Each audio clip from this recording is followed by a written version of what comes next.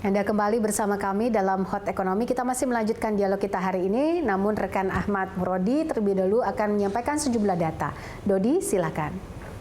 Ya, Poppy dan juga pemirsa, pertumbuhan ekonomi Indonesia diproyeksi masih akan minus di pasar modal meski pandemi dan pelambatan ekonomi menimbulkan volatilitas, namun outlook nampaknya masih diyakini cukup prospektif. Jumlah investor terus naik. Nah, selain itu juga sejak awal tahun hingga pertengahan September ada 46 emiten baru yang melantai di bursa.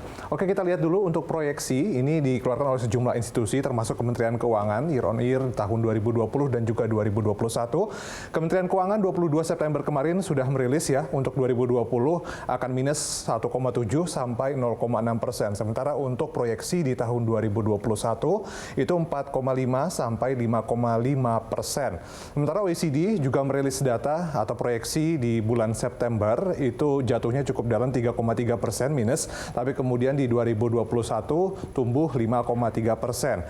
ADB juga merilis proyeksi di bulan September untuk Indonesia itu minus 1,0% di 2020, sementara data atau proyeksi untuk 2021 sama dengan OECD yaitu 5,3%. Bloomberg dan Median sampai 20 September ini sama proyeksi untuk 2020 dengan ADB minus 1%, sementara untuk 2021 juga tidak berbeda jauh dengan OECD dan ADB 5,4%. IMF datanya dikeluarkan Juni itu 2020 minus 0,3%, sementara untuk 2021 6,1%. Sementara World Bank juga mengeluarkan proyeksi di bulan Juni untuk 2020 0%, sementara 2021 4,8%. Selanjutnya kita coba lihat perbandingan PDB dari pertumbuhan ekonomi dari anggota G20. Tiongkok adalah satu-satunya negara yang di kuartal kedua tetap positif, pertumbuhannya 3,2%, meskipun di kuartal pertama mereka negatif 6,8%. Ini berbalik ya dengan Korea Selatan yang di kuartal kedua ini minus 2,7%, meskipun di kuartal pertama 1,4%. Ini mirip sebetulnya dengan Indonesia yang di kuartal pertama sebetulnya masih positif 2,97%, tapi kemudian di kuartal kedua minus 5,2%. Baliknya kita juga bisa lihat Australia, Rusia, Amerika Serikat seperti itu. Sementara ada beberapa negara memang yang sudah resesi, sudah di kuartal 1 dan kuartal 2 sama-sama negatif, yaitu Belanda misalnya 0,2% di kuartal 1 dan di kuartal 2 9,3% minusnya. Sementara kita lihat juga ada beberapa negara yang minusnya masih satu digit saja, Swiss, Jepang, Turki di kuartal 2. Sementara Jerman, Brasil, Kanada, Singapura itu sudah double digit minusnya untuk kuartal kedua. Selanjutnya kita bisa lihat di sini Afrika Selatan, Italia, Meksiko, Perancis, Inggris, Spanyol, bahkan India ya. Ini pelemahannya sangat dalam 23,9%, meskipun di kuartal pertama mereka masih tumbuh positif 3,1%. Oke, selanjutnya kita lihat ini adalah jumlah investor saat ini di pasar modal Indonesia. Kita lihat datanya dari 2018, sebanyak 1,61 juta investor. Kemudian naik di 2019, 2,4 juta investor. Sementara 2020 ini datanya masih sampai akhir Juli, sudah 3,02 juta investor. Artinya masih sangat mungkin angkanya jauh lebih tinggi dibandingkan ini dari Agustus sampai akhir tahun. Selanjutnya kita lihat ini dia pergerakan IHSG untuk tahun 2020. Anda bisa lihat pemirsa di awal tahun ya, pembukaan di tahun 2020 2 Januari 6.238, kemudian di 3 Februari ini sebelum pandemi masuk ke Indonesia sebetulnya sudah turun menjadi 5.884, meskipun sudah ada isunya, sudah ada kasus yang terjadi di Asia Timur ketika itu. Nah, ini tanggal 2 Maret adalah kali pertama ditemukan kasus COVID-19 di Indonesia. Itu turun lagi menjadi 5.361, dan pada tanggal 23 Maret ini adalah pelemahan atau nilai yang paling minim ya dalam sehari di tahun 2020 untuk IHSG, yaitu 3.989. Meskipun 4 hari setelah itu atau 4 hari berselang bounce back menjadi 4.545. Nah, sejak saat itu sampai 25 Agustus itu ada tren kenaikan ya dari 30 April, 8 Juni, 21 Juli. 25 Agustus 5.338. Kemudian ada turun lagi ke level 4.000-an, itu di 21 September 4.999, dan turun lagi di penutupan perdagangan hari ini 23 September menjadi 4.912. Selanjutnya ini adalah pemirsa perkembangan kapitalisasi pasar untuk tahun 2020 dalam triliun rupiah. Di bulan Januari 6.864 triliun rupiah, kemudian di Februari turun menjadi 6.304, Maret paling rendah ya untuk tahun ini 5.247 triliun rupiah, tapi ada tren kenaikan meskipun tipis-tipis dari Maret ke April, Mei, Juni, Juli, dan di Agustus kembali menembus angka 6.000-an triliun, 6.907,91. Sementara di bulan September ini kita ambil datanya di pekan terakhir sebelum pekan ini, yaitu 5.878 triliun rupiah. Selanjutnya ini adalah aset under management manajer investasi 31 Agustus 2020, reksadana 520,84 triliun rupiah, RDPT Maret 2020 28,88 triliun, kemudian EBA 5,54 triliun, DIRE 11,66 triliun, DINFRA Maret 2020 7,64 triliun, KPD 185,75 triliun, sehingga total menjadi 760,33 triliun rupiah. Ya, demikian data-data yang bisa saya sampaikan. Kembali ke Poppy. Baik, Dodi, terima kasih untuk informasinya. Kami lanjutkan dialog kami bersama Pak Jemi dan juga Pak Ivan Jaya dari Commonwealth Indonesia. Pak Jemi, kalau kita lihat data-data, ada beberapa hal yang bisa saya catat begitu. Kalau kita lihat data IHSG.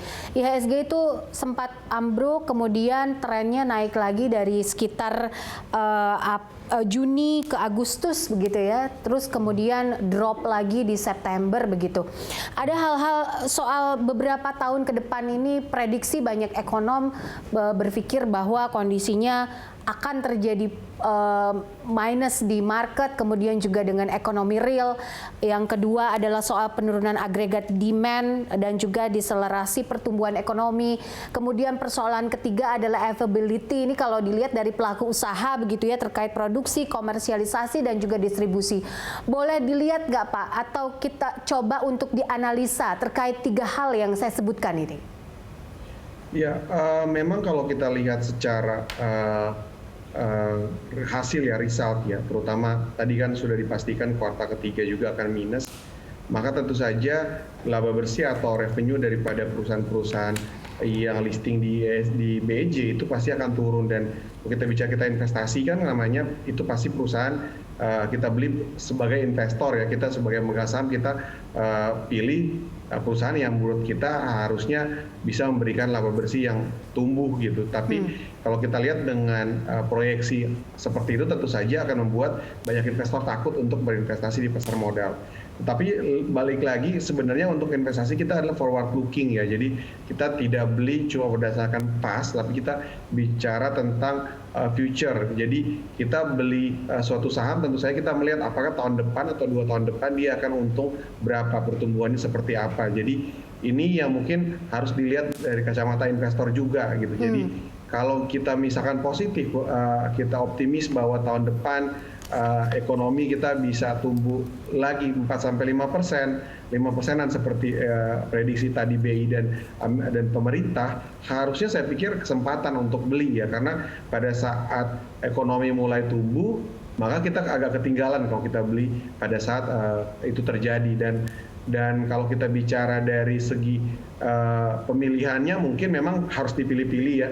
Ada beberapa ekonomi yang memang tentu saja, beberapa sektor yang memang kedepannya memang masih akan mengalami tekanan, seperti misalnya kita bicara pariwisata, transportasi umum dan lain-lain. Tetapi tentu saja ada peluang dari beberapa sektor seperti misalkan logistik dan lain-lain. Nah, telekomunikasi juga cukup menarik ya, dengan adanya pandemik ini kita lihat bahwa ada lifestyle baru di mana kita meeting saat ini bisa melalui VidCon dan lain-lain. Jadi memang sebenarnya walaupun memang ada ada potensi negatif growth daripada emiten-emiten tersebut dengan adanya pandemi ini, tapi saya melihat ada juga sisi optimis bahwa pertumbuhan juga ada di beberapa sektor yang diuntungkan, tetapi juga kalau kita bicara investasi lebih long term seperti saham misalkan, biasanya kan memang saham kita investasi minimum untuk 3-5 tahun ya. Bahkan kalau kita bicara satu siklus ekonomi itu butuh 7-10 tahun untuk bisa benar-benar kita mengalami satu siklus ya. Jadi kita lihat contoh kan, kita lihat 98, 2008 ke 2020 itu kan butuh sekitar 10 tahun ya untuk mencapai satu siklus ekonomi lagi. Jadi timing untuk masuk saya pikir untuk investor jangka panjang misalkan beli saham atau reksadana saham, saya pikir timing adalah yang paling tepat, walaupun memang kita juga harus melihat apakah potensi downside-nya itu akan cukup dalam terhadap ekonomi Indonesia.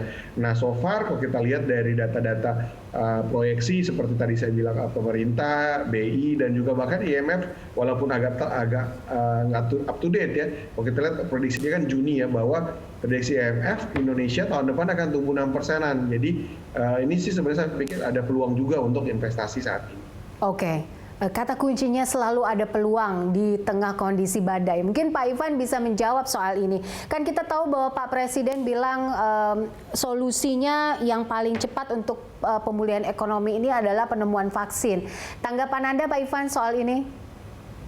Baik, apabila kita bicara tentang vaksin tentunya, perkiraan selesainya clinical trial tahap 3 vaksin itu diperkirakan akan selesai tahun akhir 2020 ini. Jadi ini bisa menjadi sentimen positif bagi pasar, karena seperti yang tadi Pak Jamie bilang bahwa pasar ini forward looking, meskipun nanti vaksinnya baru ready menjelang paruh kedua tahun 2021 atau menjelang akhir 2021, tapi pasar sudah mulai nge-price in dulu. Kemudian tadi berkaitan dengan data yang disajikan oleh tim Berita 1 juga sangat menarik. Apabila kita melihat data dari tahun 2000 sampai dengan sekarang kayak gitu ya, IHSG itu pernah mengalami sekitar 7 kali bear market atau market drop seperti itu ya. Namun apabila kita melihat bahwa dari titik sebelum dia drop, kemudian titik nadirnya, kemudian kembali ke titik semula, itu rentangnya itu kalau kita amati selama 7 bear market tersebut berkisar antara 11 bulan sampai dengan 18 bulan. Nah, apabila titik terakhir sebelum drop itu kita ambil Desember 2019, sewaktu IHSG itu di level 6.300, titik nadirnya itu di level 3.900, which is itu di bulan Maret. Nah, namun kita melihat bahwa sekarang sudah mulai naik di level 4.900, berarti kenaikannya itu sekitar udah sekitar 25%, 20%, 25% seperti itu ya. Jadi diperkirakan kembali lagi ke titik semula, ke titik 6.300, itu sekitar quarter 2 tahun depan atau quarter 3, sebelum quarter 3 tahun depan, apabila menilik pada historical bear market yang pernah terjadi di IHSG. Jadi seperti tadi kata Pak Jamie, apabila kita mau investasi, momen-momen seperti ini nih sangat langka. Ya, momen sangat langka apabila kita itu memanfaatkannya itu terlambat di saat market sudah pulih, kemudian di saat vaksin sudah ketemu, kayak gitu. Tentunya upside yang kita dapatkan untuk berinvestasi di saham atau reksadana saham tentunya akan jadi terbatas. Okay. Dari level sekarang 4.900 kembali ke 6.300 itu masih ada upside sekitar 25%. Oke, baik. Kita tetap optimis melihat ini ya di tengah kondisi turbulensi ekonomi yang kita tidak tahu volatilitasnya sampai kapan. Tapi saya penasaran juga ketika banyak orang bilang selalu ada blessing begitu di tengah kondisi badai begitu ya. Nah, dan yang bisa bertahan kalau bicara soal usaha atau bisnis yang juga mungkin para nasabah Commonwealth misalnya ingin berinvestasi di sektor-sektor itu adalah mungkin yang bisa memberdayakan teknologi. Pak Jamie, tanggapan Anda soal ini tadi terkait dengan ekonomi kreatif yang tetap harus bisa berjalan di tengah pandemi. Ya, banyak sekali bisnis baru ya kalau kita lihat, terutama bisnis rumah tanggaan. Kalau kita lihat ada beberapa teman yang dulu mungkin kerja kantoran, sekarang malah lebih nyaman mendapatkan penghasilan dari jualan makanan atau jualan barang buatan mereka sendiri ya, handmade. Jadi sebenarnya saya pikir ini juga ada sebuah peluang yang lumayan menarik ya, dan bahkan ada beberapa industri yang boomingnya benar-benar ya bisa dibilang gila-gilaan ya, seperti misalkan contoh penjualan sepeda ya. Kita tahu ada beberapa pabrik sepeda yang harus inden 3 bulan kalau seandainya untuk mendapatkan sepeda yang baru. Sampai ada lelucon soal Brompton, orang Indonesia beli dari luar negeri ya, sampai orang-orang Eropa juga bingung ya. Jadi saya pikir sebenarnya ada peluang yang cukup menarik ya untuk itu, tetapi juga sebenarnya ada peluang yang menarik juga di pasar modal ya, Poppy ya, karena kalau kita lihat tadi sempat berapa kali kita sebutkan dengan adanya penurunan ini, saya pikir timing untuk masuk ke pasar saham atau mungkin obligasi, walaupun obligasi sudah rally lumayan juga menarik, tapi paling menarik adalah saham karena sahamnya turun lumayan. Jadi kita bisa masuk ke saham atau reksadana saham. Nah, selain itu juga kita sebenarnya masih punya banyak pilihan ya untuk di pasar modal sendiri ya. Kalau investor misalkan atau masyarakat yang memiliki cash yang lumayan, terutama pada saat menjaga supaya cash flow-nya tidak bermasalah, arus kasnya tidak bermasalah pada saat COVID, saya pikir kita tentu saja akan menyiapkan uangnya di instrumen-instrumen pasar uang atau instrumen yang jangka pendek ya, yang nanti kita akan bisa siapkan untuk nanti ekspansi pada saat ekonomi mulai pulih. Nah, ada produk yang menarik juga, yaitu reksadana pasar uang, karena reksadana pasar uang ini juga sebenarnya banyak diinvestasikan di surat utang yang di bawah 1 tahun dan juga deposito ya. Yang menarik adalah karena pilihannya beragam dan juga size-nya cukup besar, jadi biasanya return yang didapatkan cukup lebih tinggi daripada konvensional seperti tabungan atau deposito. Jadi ada banyak pilihan selain dari ekonomi real, tapi juga investasi di pasar modal saya pikir jadi suatu peluang untuk masuk saat ini ya. Oke, baik. Jadi investasi apa saja yang akhirnya nanti bisa cuan begitu ya hingga akhir tahun 2020 ini, dan investasi apa yang masih digemari oleh masyarakat saat ini? Apakah safe haven atau tetap akan berinvestasi di pasar modal? Jawabannya sesaat lagi, tetap bersama kami.